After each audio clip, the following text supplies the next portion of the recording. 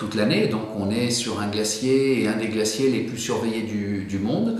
Et cette année, là, on a décidé, sur la base du rapport que nous a fait le service de restauration des terrains de montagne, c'est-à-dire l'ONF, et avec l'avis bien sûr des scientifiques qui suivent ce dossier, Monsieur le Préfet et la commune de Saint-Gervais ont décidé d'engager des travaux qui vont permettre d'assurer un meilleur écoulement de ce qu'on appelle la surverse du glacier.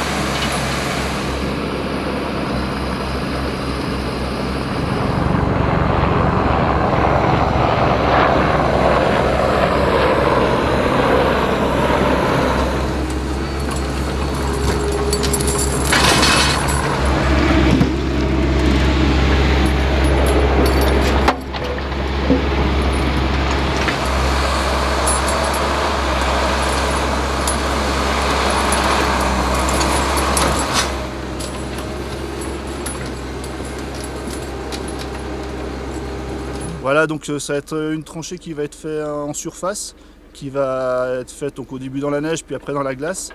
On a mis quelques années en fait, à valider ça depuis 2012, donc la cavité était apparue à la surface et on s'aperçoit que les hivers successifs, les accumulations de neige ne viennent pas obstruer ce drain naturel par la crevasse.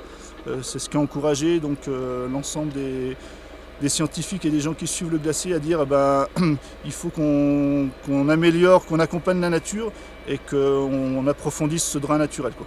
Avec quand même beaucoup d'espérance qu'il ne se rebouge pas l'hiver. Donc on pensait que naturellement, vu que l'eau surversait par une crevasse, elle laisse la baie de Giers qui se forme, donc le petit cheminement allait se creuser naturellement. Ce qu'on s'aperçoit, c'est que l'eau qui sort du glacier est vraiment pratiquement à 0 degré. Elle n'a pas assez d'énergie pour creuser toute seule la lèvre de la crevasse et s'approfondir.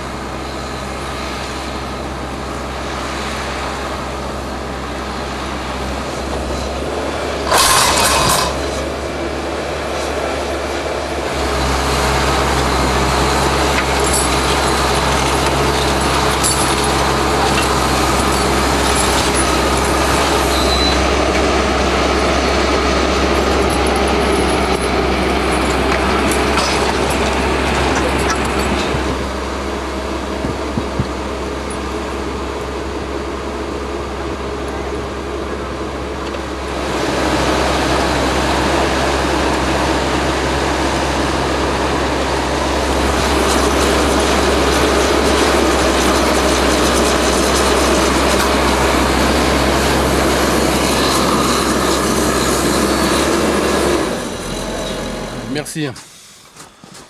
Santé, santé à tout le monde.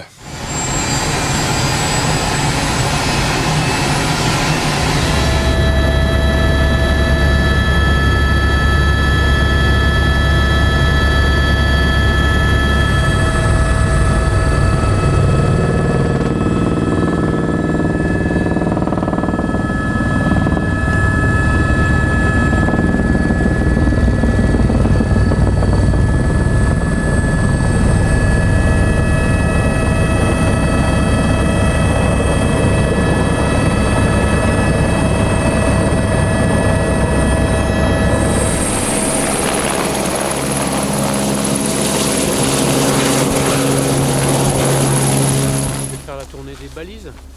Ouais, là. Donc le mètre et le calepin. Alors il y a des travaux d'aménagement sur le glacier de Tétrousse et le but de ces travaux c'est de faire diminuer le volume d'eau de la cavité et surtout diminuer le niveau d'eau dans la cavité de telle façon à faire baisser la pression hydrostatique, donc la pression de l'eau dans la cavité. En fait c'est cette pression d'eau qui pose problème dans la cavité parce que si la cavité est complètement pleine, la pression d'eau dépasse la pression de la glace et il y a un risque que ça soulève par endroits le glacier, que ça forme un chenal sous-glaciaire. Donc c'est ce risque que l'on veut absolument éviter ou limiter et pour ça on cherche à diminuer le niveau d'eau dans la cavité. Alors ces opérations consistent à faire un chenal. En fait, naturellement, il y a une bédière à la surface du glacier, c'est-à-dire qu'il y a un chenal naturel par lequel se déverse l'eau. Et l'opération consiste à aménager cette bédière, surcreuser cette bédière de telle façon à faire diminuer le niveau de l'eau. Le volume d'eau de la cavité a beaucoup changé depuis 2010, depuis l'alerte, puisque cette cavité a été vidangée artificiellement plusieurs fois. Elle a été pompée en 2010, en 2011, en 2012. Et suite à ces pompages, la cavité s'est refermée du fait de la déformation de la glace.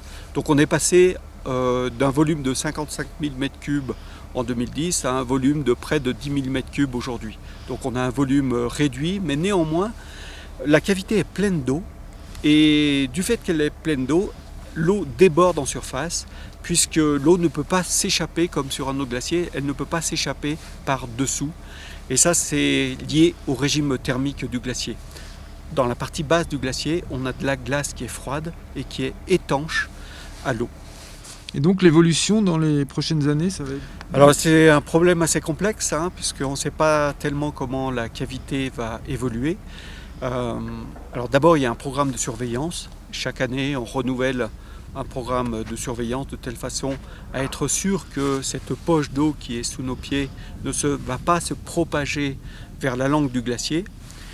Et donc il y a un programme de surveillance qui consiste à surveiller le volume d'eau, le niveau d'eau dans la cavité, mais aussi examiner la structure interne du glacier dans sa partie basse, de telle façon à être sûr qu'il n'y a pas un chenal ou une poche qui va se développer dans la partie basse. Donc dans le futur, on ne sait pas bien comment cette poche d'eau va évoluer